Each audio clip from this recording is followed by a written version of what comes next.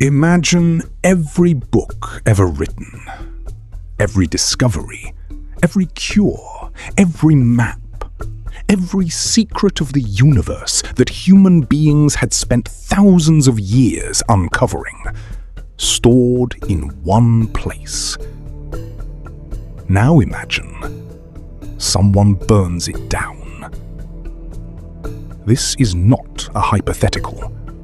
This actually happened.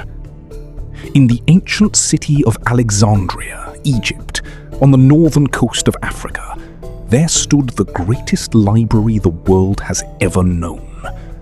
A building that contained up to 700,000 scrolls.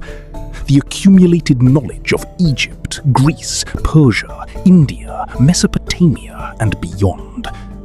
All in one place. All on African soil. And then it was gone. But here is the question historians have been arguing about for centuries. Who did it?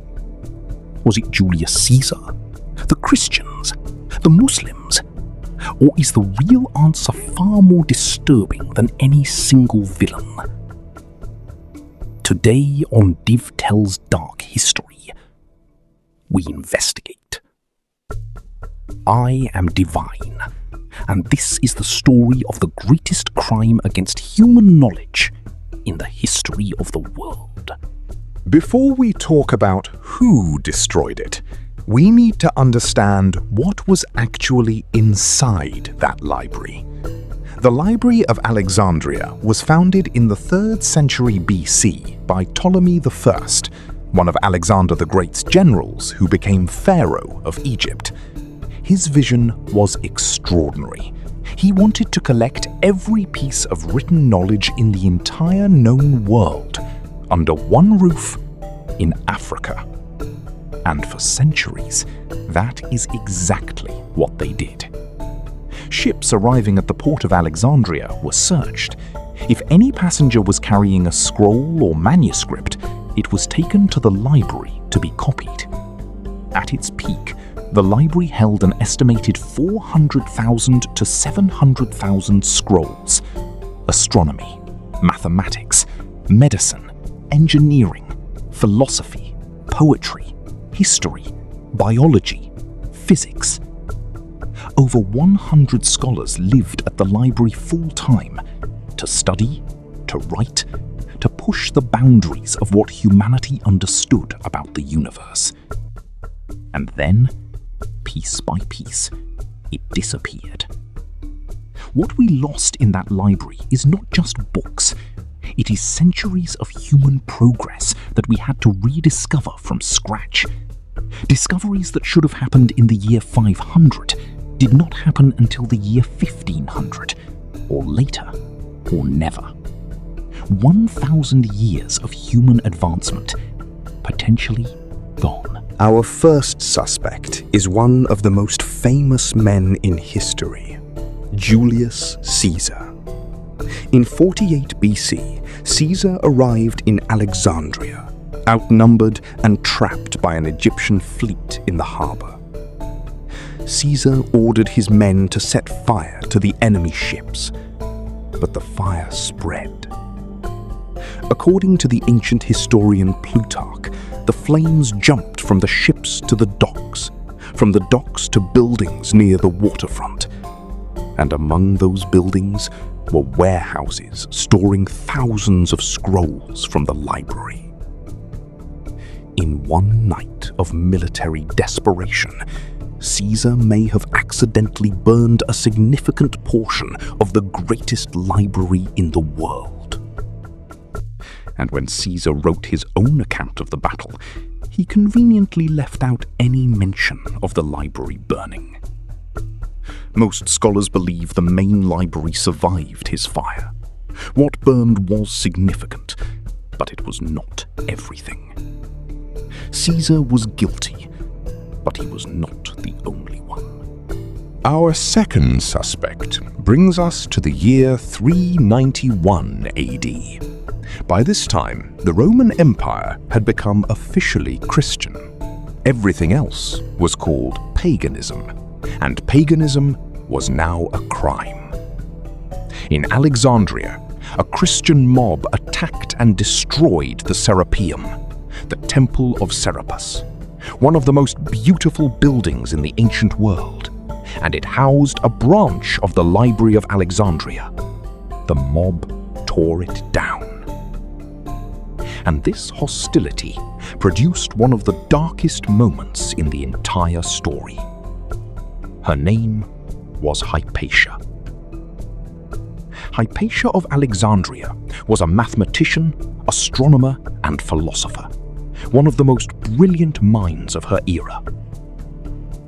In 415 AD, a Christian mob dragged her from her chariot in the streets of Alexandria, and they murdered her. Her crime? Being a woman who knew too much. The Christians did not destroy the library in one dramatic fire, but they created an environment where knowledge was feared, where scholars were killed. That is a different kind of burning, and in many ways, a more dangerous one. The third suspect is the one most people have heard about, and the one that modern scholarship most strongly disputes. The story goes, Arab Muslim forces conquered Alexandria in 641 AD, and the Caliph Umar reportedly said, if the books agree with the Quran, they are unnecessary. If they contradict the Quran, they are dangerous. Burn them all. It is a powerful story, a dramatic story. But here is the problem. Modern historians overwhelmingly reject this account. The story only appears in sources written 500 years after the event supposedly happened. No contemporary account from the time of the Arab conquest mentions the library at all, and by the time Arab forces arrived in Alexandria, most scholars believe the great library had already been gone for centuries. The library was likely already gone before they arrived, which leads us to the most disturbing conclusion of all. The real killer. After examining every suspect, the modern historical consensus arrives at an answer that is harder to blame on any single villain. The Library of Alexandria was not destroyed in one dramatic fire. It was killed slowly, over centuries, by neglect, by politics, by the gradual withdrawal of funding, by a world that stopped valuing knowledge. Caesar's fire damaged it, Christian hostility suppressed it, political instability destabilized it, funding dried up, scholars left, scrolls deteriorated, and nobody cared enough to stop it. But here is the African angle that nobody talks about.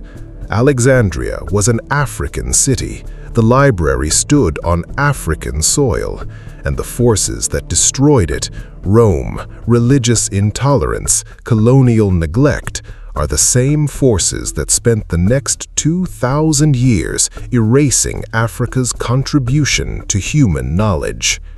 It was not just a library that burned, it was the evidence, the proof that Africa was the intellectual center of the ancient world. When the library fell, the story of Africa's intellectual greatness fell with it. If the Library of Alexandria had survived intact, we would likely have cured cancer centuries ago. We would likely have traveled to the stars by now. Because the knowledge was there. The ancient scholars of Alexandria were already working on these questions, already making discoveries that humanity would have to painfully rediscover across 1,000 years of darkness. Every scroll that burned was not just a book, it was a cure someone would have to wait for, a life that would be lost to a disease that could have been treated. And it happened in Africa, on African soil, to African knowledge. Remember that the next time someone tells you Africa has never contributed anything to human civilization. The greatest center of human knowledge the world has ever known was built in Africa, and the world has spent 2,000 years trying to make you forget it. This has been Div Tells Dark History. I am Divine, and we are just getting started.